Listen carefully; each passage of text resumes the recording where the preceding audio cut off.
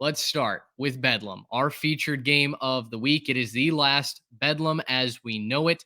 Oklahoma State was just granted a ranking of 22nd in the country, which, boy, before their bye week, did anybody think that this Oklahoma State team would end up finding their way into the rankings? I'm going to guess not. Do you Oklahoma's mean when fresh. they lost to South Alabama at home uh, and it Exactly. wasn't close?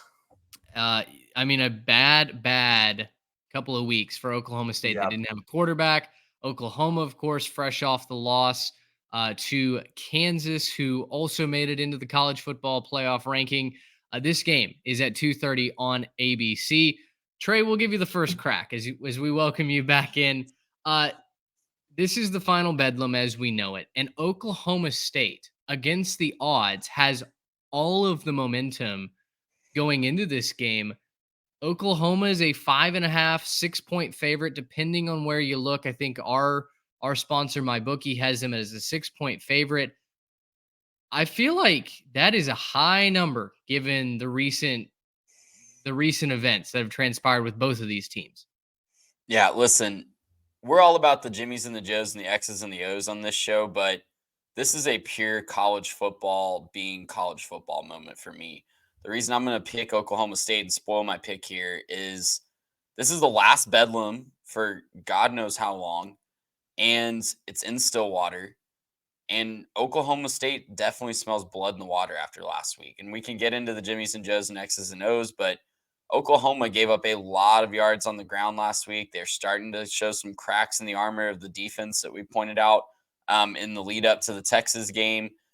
And I think Ollie Gordon's going to be the guy that takes that to the next level because he has been a beast for the Oklahoma State Cowboys. If you haven't been paying attention to them, it just feels like a situation that Oklahoma State is going to take advantage of, does it not? It feels like all the energy, all the vibes in the college football universe are pointing to take the Cowboys in this situation. And I just can't go against that in my mind.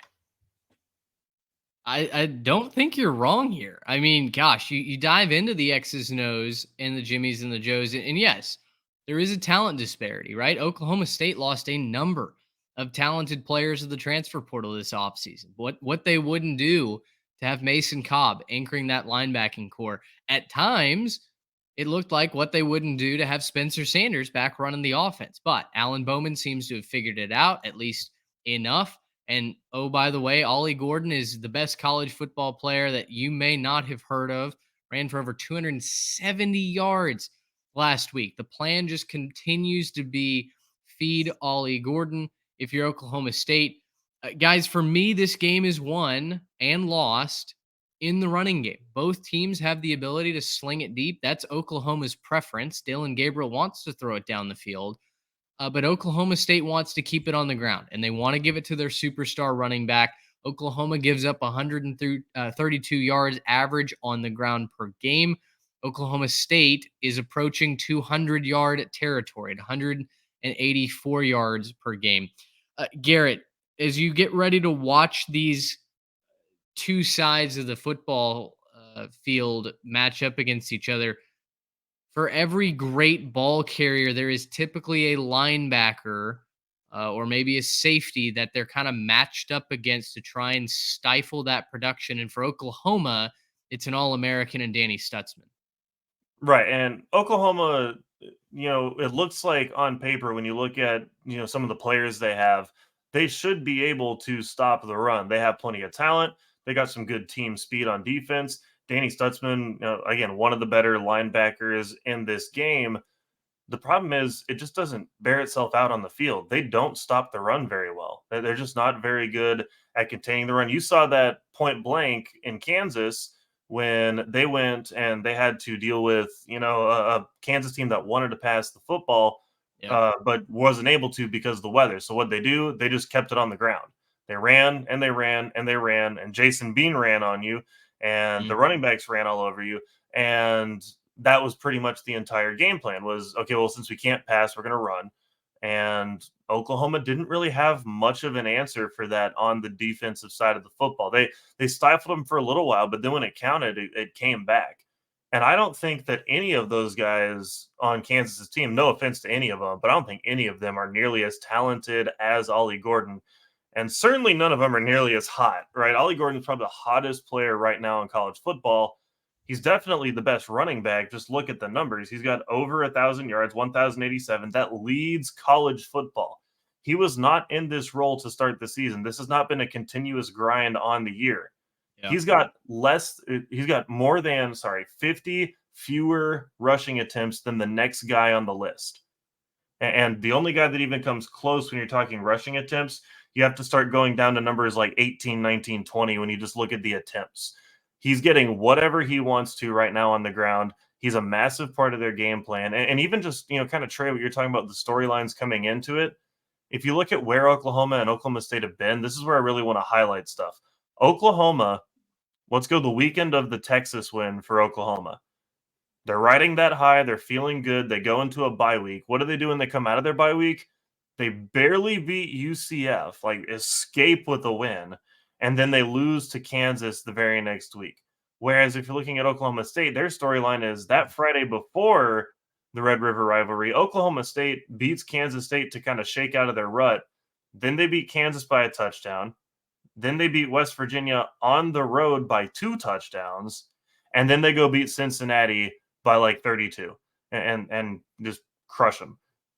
So this is absolutely a tale of 2 different Oklahomas right now, right? There's an Oklahoma team in the Sooners that they're kind of struggling a little bit to find an identity and to keep it rolling. And then there's the Oklahoma State Cowboys who knows where their bread is buttered and they know how they're going to win this football game. And I don't think that Oklahoma has an answer for it on the defensive side of the ball.